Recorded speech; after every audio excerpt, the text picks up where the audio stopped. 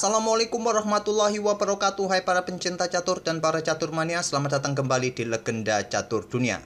Kembali lagi di turnamen online Speed Chess Championship 2022 kawan, babak knockout, babak quarter final. Tadi malam mempertemukan partainya Hikaru Nakamura bertemu dengan Levon Aronian ini kawan. Hikaru Nakamura unggul telak kawan dengan 15,5 poin berbanding 8,5 poin bagi Levon Aronian. Hikaru Nakamura pada edisi tahun 2022 ini kawan mempunyai misi untuk mempertahankan gelar juaranya yang sudah 4 kali dia dapatkan. Andai di tahun 2022 ini dia kembali mempertahankan juaranya kawan, berarti sudah 5 kali menjadi juara event tahunan ini kawan. Oke, langsung saja kita ke papan permainannya Hikaru Nakamura versus Levon Aronian. Dan game yang saya pilih ini adalah game ke-7 dalam permainan Blitz 5 menit increment 1 detik. Pada game ke-7 ini sementara Hikaru Nakamura unggul 1 game kawan dan mengawali permainan dengan pion D4. Pion D5, kuda F3, kuda F6, pion E3. Kita temui permainan Cole System, pion C5 tantang Levon. Diterima, pion D pukul pion C5. Pion E6 sekarang ingin membuka diagonal gelap bagi gajahnya rebut pion putih kembali. Tidak coba dipertahankan kawan. Kalau dipertahankan hampir sama dengan ide dalam permainan Queen's Gambit, yaitu pion A5 pasti balasan hitam. Pion A3 terlebih dahulu dan langsung disikat pion C5 oleh gajah. Kuda B berkembang ke D2, rokade oleh Levon. Sekarang pion B4. Di sini gajah mundur ke E7, sekarang pion C4, gantian Nakamura menantang pertukaran, ditolak diserang balik dengan pion A5. Sebuah keputusan yang bagus oleh Levon untuk merusak struktur pion putih di sayap menteri, nanti juga sama-sama mempunyai pion-pion yang terpisah kawan. Tentu saja tidak menerima tantangan ini kawan karena akan memberikan kesempatan benteng segera keluar juga, pion didorong maju ke B5. Pion B6 sekarang menjadikan permainan tertutup di sayap menteri kawan dan mengosongkan petak bagi gajah terang berada di diagonal terang panjang. Gajah B2, gajah B7. Gajah putih E2 melanjutkan pengembangan segera rokade di langkah berikutnya. Kuda B berkembang ke D7. Dan kuda ini sudah siap-siap menuju ke petak C5 kawan nantinya. Dan kalau sudah berada di peta ini, sudah tidak bisa diganggu dengan pion-pion kawan. Kecuali nanti menantang pertukaran perwira. Rokade oleh Nakamura. Benteng C8 tekan pion C4. Dan di sini pion dipertahankan dengan benteng C1 dan benteng C5. Sebuah langkah provokasi kawan. Ya memang paling logis kuda ini yang menempati peta ini kawan. Mungkin di sini akan dibalas dengan langkah pion C pukul pion D5 ataupun bermain dengan pion H3 untuk sedikit menahan pergerakan, membuka ruang bagi raja, atau kuda ini bergerak ke peta E5. Memilih langkah provokasi dan Nakamura memilih dengan langkah pion A4, perkuat bangunan pionnya kawan dan juga mengosongkan peta bagi benteng hitam nanti diancam dan menantang pertukaran gajah gelap. Benteng langsung mundur ke C7. Kuda ke D4, di sini kuda C5. Kuda 2 bergerak ke F3. Dan coba lihat kuda F ini kawan bisa saja ke peta E5 nanti menyusul saudaranya bergerak ke peta C6. Ini perlu diperhatikan oleh hitam nanti. Apakah dengan gajah D6 mengawasi peta ini kawan? Kemungkinan akan dibalas dengan kuda langsung ke peta C6. Oke, lanjut ke langkah aslinya. Levon memilih untuk lanjutkan pertukaran pion D pukul pion C4, membuka juga akses menteri di lajur pusat ini kawan. Kuda E5 terlebih dahulu dan di sini menteri bergeser ke peta A8 untuk memperkuat peta C6-nya kawan ataupun juga sedang incar peta G2. Tapi langkah ini tidak terlalu kuat menurut Stockfish. Stockfish menyarankan pion C3 terlebih dahulu. Kalau diambil balik oleh benteng putih, kalian bisa melangkah kuda ini dengan tempo ancam benteng dan seterusnya. Itulah yang disukai oleh Stockfish. Memilih menteri A8. Kuda D yang lompat ke peta C6, di sini barulah kuda ke D5. Lanjut Levon, di sini benteng ambil balik pion C4.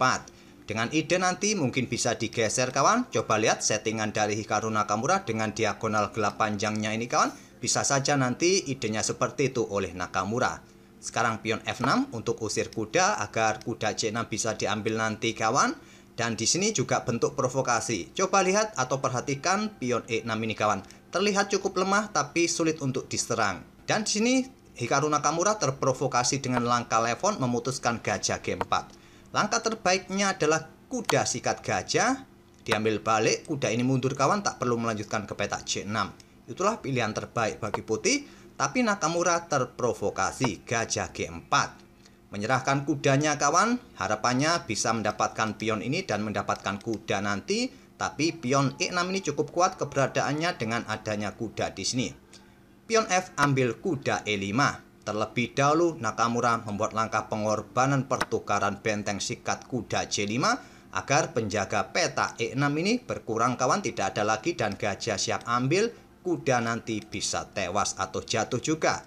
Ya, kalau langsung ambil balik benteng ini kawan, tentu saja harapannya dari Nakamura adalah gajah akan ambil pion dan bisa mendapatkan kuda yang di sini kawan. Kudanya nanti akan cukup kuat di peta C6. Tapi balasan Levon juga tak kalah ciamik, dia melangkah kuda ambil pion E3. Dengan tempo ancam menteri kawan, ancam gajah juga, dan coba perhatikan juga diagonal terang panjang ini juga menjadi incaran dari Levon. Dan juga nanti akan persiapan untuk membuka lajur F bagi benteng-bentengnya. Balasan dari Nakamura, kuda sikat gajah dengan tempo terlebih dahulu. Setelah diambil balik, menteri meluncur ke petak D6. Dan mencoba ancam benteng, persiapan dukungan bagi gajahnya juga. Kalau sekarang pion ambil benteng, ya menteri akan ambil benteng ini kawan. Nanti juga memberikan dukungan bagi gajahnya meluncur. Dan coba perhatikan kawan, pion ini juga lemah. Memberikan dukungan nanti gajah gelap untuk melakukan ancaman skakmat. Jadi salah besar kalau pada posisi ini hitam melanjutkan untuk ambil benteng ini. Sama saja kawan, kalau kuda ambil benteng ataupun ambil gajah di sini, nanti ya sama saja. Kalau ambil gajah di sini, ya benteng ini tewas di langkah berikutnya. Terus nanti pion ini juga jatuh, kuda nanti juga kena pukul lagi oleh menteri putih ini.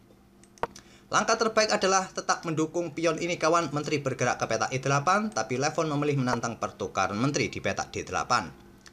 Gajah ambil pion E6, lanjut Nakamura karena tidak di backup kawan. Raja bergeser, menteri ambil menteri. Terjadi pertukaran menteri terlebih dahulu setelah diambil balik, dan di sini kuda diambil oleh pion F. Dan ada pilihan bagi hitam untuk melanjutkan langkah. Apakah sikat gajah di sini atau ambil benteng? Tentu saja kawan memilih yang lebih besar. Pion B ambil benteng C5. Di sini gajah melarikan diri dari ancaman benteng, mundur ke petak C4 sekarang. Sekarang pion H6 dimainkan oleh Levon, membuka ruang nafas bagi rajanya agar tidak ada ancaman. Coba perhatikan ini kawan, juga benteng putih siap melakukan ancaman tadi di petak F8 nanti jika tidak ada ruang yang dibuka oleh raja hitam ini. Sekarang gajah bergerak ke petak C3. Langkah yang ciamik, tidak terburu-buru ambil pion ini tadi kawan, akan memberikan akses bagi benteng bergerak naik tadi. Gajah bertujuan jelas mengontrol petak-petak agar benteng hitam tidak melakukan invasi. Sekarang memang mengincar pion ini, banyak pion-pion lemah dari hitam ini kawan. Permainan masih cukup berimbang walaupun hitam unggul dengan sepasang bentengnya. Tapi juga tak kalah kuat sepasang gajah ini kawan. Gajah E4 mungkin menantang pertukaran di petak D3 kawan, atau juga blokade diagonal terang ini agar rajanya bisa bergerak naik jika diperlukan. Benteng C1 dan benteng E D7 ditumpuk mencoba untuk menantang pertukaran benteng D1. Kalau terburu-buru untuk mengajak pertukaran gajah terang, bahaya kawan. Pion ini akan diambil dengan tempo ancam benteng. Kalau benteng ke A8 berharap mendapatkan gajah ataupun pion di sini, ya gajah terang akan ambil gajah terang hitam kawan. Tidak bagus bagi hitam. Langkah terbaik tadi dengan benteng E bergerak ke D7, gajah mundur ke petak E2. Untuk tetap kawal petak-petak ini kawan agar tidak ada invasi dari benteng hitam. Raja naik ke H7, pion H4 untuk memberikan nafas juga bagi rajanya kawan. Pion C4 di sini. Untuk dukungan gajahnya mungkin bertarung. Sekarang pion H5 membatasi pergerakan pion ataupun raja. Gajah D3 menolak pertukaran gajah F3, dan di sini pion ini dalam tekanan kawan. Tapi seperti biasa dalam tekanan waktu, Levon membuat langkah kesalahan dengan benteng F7. Gajah ambil pion E5, benteng E8, gajah mundur ke D4, berkoneksi dengan pionnya cukup kuat. Pion G5 diambil menggunakan N-Pasen. Raja ambil balik pion G6. Raja putih mulai bergerak ke F2, pion H5, Raja putih G3, dan di sini Raja bergerak ke G5 dan benteng H1.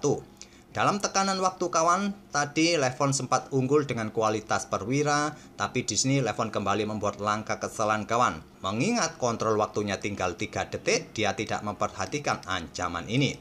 Dia melangkah dengan pion C3, segera mempromosikan pionnya, membuat langkah pengorbanan kawan. Kalau diambil, mungkin harapan Levon adalah untuk mendapatkan pion di sini, walaupun pionnya nanti juga jatuh.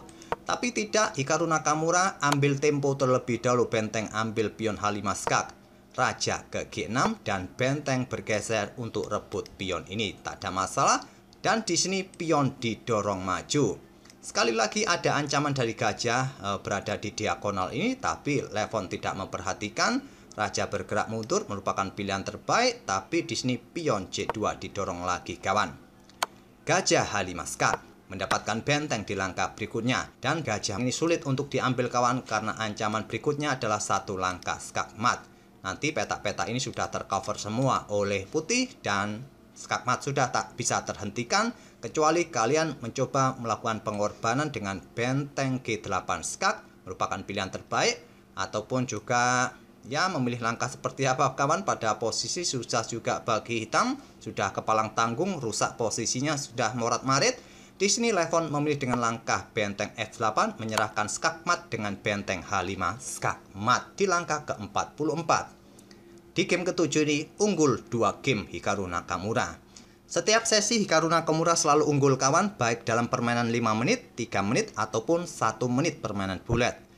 Itulah kawan salah satu permainan Hikaru Nakamura yang berhasil mengalahkan Levon Aronian di babak quarter final Speed Chess Championship 2022. Di babak berikutnya Nakamura akan meladeni Nihal Sarin kawan. Dan nanti malam atau nanti dini hari giliran Magnus Carlsen yang akan berhadapan dengan Fabiano Caruana. Dan semoga permainan kedua pemain ini bisa menghibur kalian, dan kita akan bertemu di video-video berikutnya. Terima kasih. Wassalamualaikum warahmatullahi wabarakatuh.